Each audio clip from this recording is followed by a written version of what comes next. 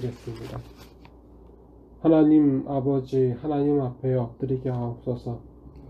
하나님 없이 살 수 없는 현실을 보게 하여 주시고, 하나님께서 오늘날도 사랑하시어 구원하신 우리 자신을 보게 하옵소서. 화려하진 않지만 진실을 다해 하나님만을 사랑하게 하옵소서. 예배하는 저희의 완악한 죄를 사하여 주시옵소서.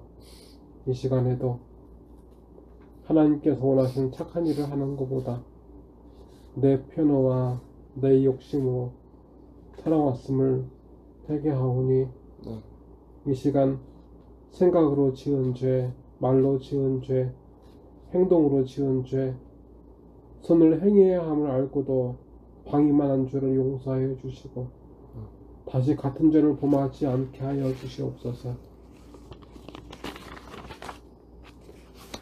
하나님 주신 삶을 허비한 죄를 용서하여 주시옵소서. 우리가 하나님을 힘과 뜻과 마음을 다해 사랑하게 하여 주시옵소서. 아버지의 생명 있는 말씀을 먹여 주시옵소서. 나사렛 예수 그리스도의 이름으로 간절히 기도드리옵나이다. 아멘.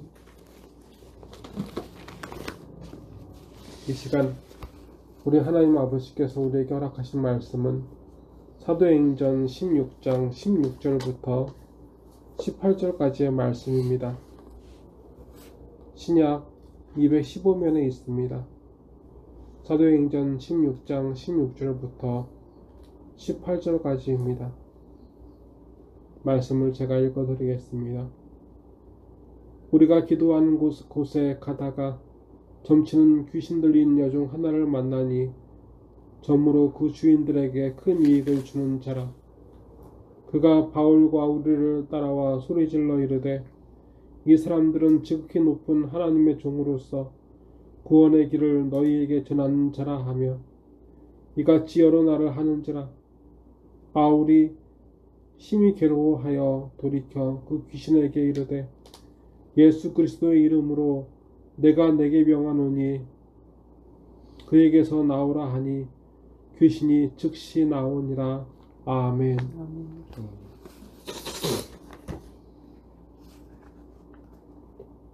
바울과 함께 복음 전하는 이들이 기도하는 곳에 갔습니다. 거기서 귀신 들린 여종 하나를 만났습니다. 이 여자는 여태 복음서에서 본 귀신 들린 자들과 다른 사람이었습니다. 이 여자는 귀신 들려 앞니를 맞추는 용한 점쟁이였습니다. 그래서 이 종은 그 돈으로 주인들에게 적지 않은 소득을 주는 사람입니다. 이때 바울과 그 동행자들은 이 여인과 다르게 인정받지 못하는 처지였습니다. 이 여자에겐 자기 앞니를 알기 위해 숱한 사람들이 찾아왔으나 바울과 디모데 그 동행하는 사람들에게는 어느 하나 찾아오지도 않았습니다.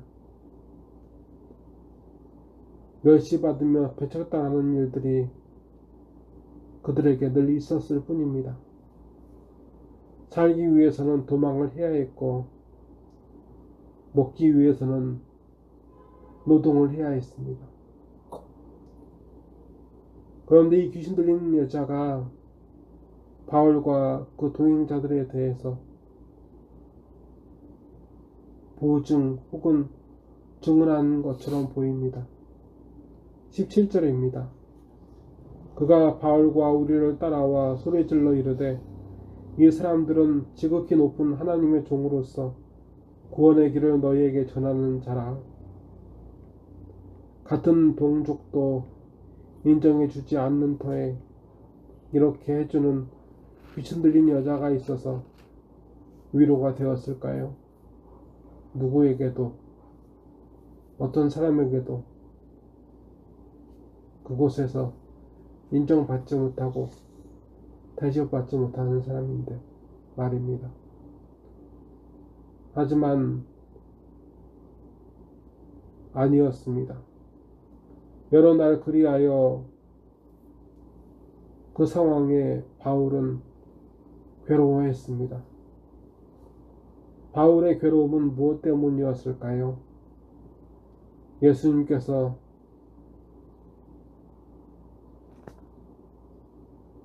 갖고 계셨던 귀신 들린 이들에 대한 마음의 아픔, 그 아픔일 수도 있습니다.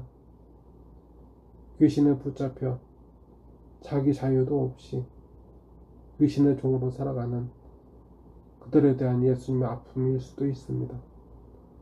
하지만 바울의 괴로움은 그 분명한 것은 자칫 우리가 놓치기 쉽습니다. 바울은 하나님의 아들 예수님 구원의 길을 드러내기 위해서 그곳에 왔습니다. 사도 바울은 자신들이 누구인지에 대해서 사람들이 알아준 것 대신 사도 바울과 그들이 전하는 복음, 예수님을 구주로 믿는 그 길, 그 구원의 길을 사람들에게 주목받게 하고 싶었습니다. 그리고 그것을 기뻐했습니다. 하지만 귀신은 이 바울의 소망을 흔들고 있습니다. 사람들이 이 복음에 주목하는 것을 방해하고 있습니다. 사단은, 귀신은 우리에게 예수님을 구주로 전하는 삶을 살아야 한다고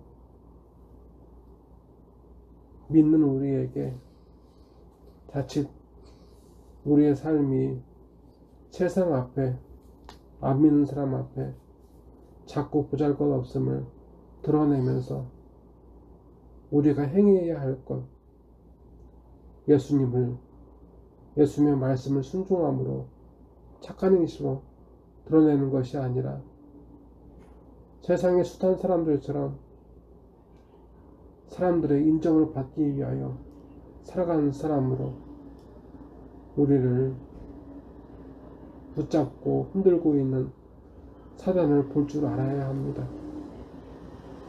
사도 바울은 그 사탄의 계획을 알았습니다. 내가 드러나는 것보다 내가 이루려는 하나님의 뜻이 그 일만 드러낼 수 있도록 철저하게 물리치는 것, 그 마음이 사도 바울에게 있었습니다.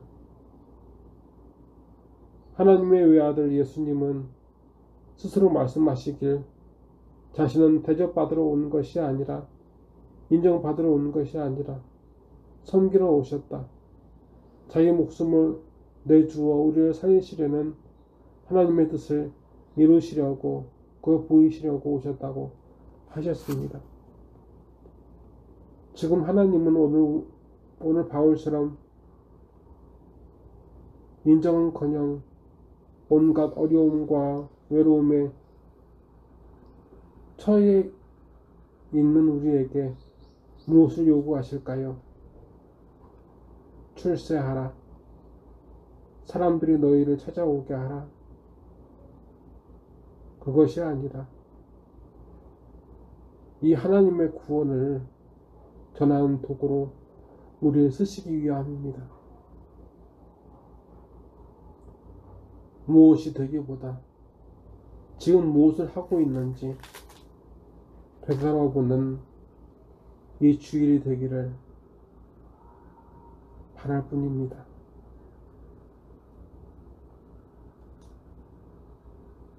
곧 추수감사절인데, 추수감사절은 온갖 곡식들이 쌓이는 것을 감사하는 날입니다.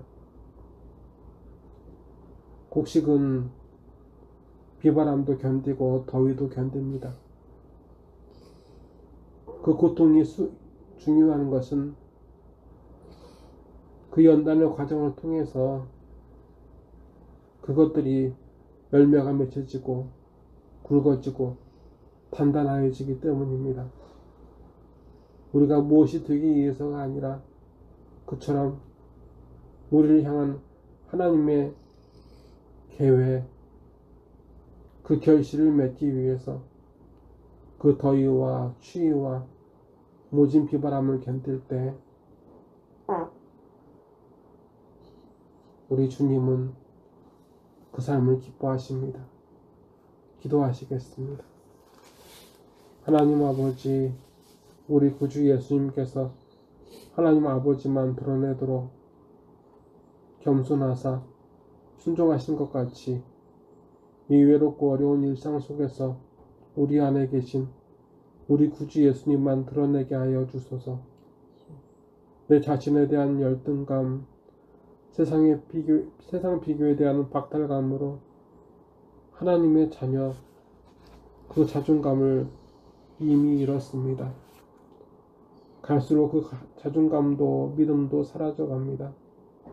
성령님, 우리를 새롭게 하시어 주님을 담은 새 그릇 되게 하여 주소서.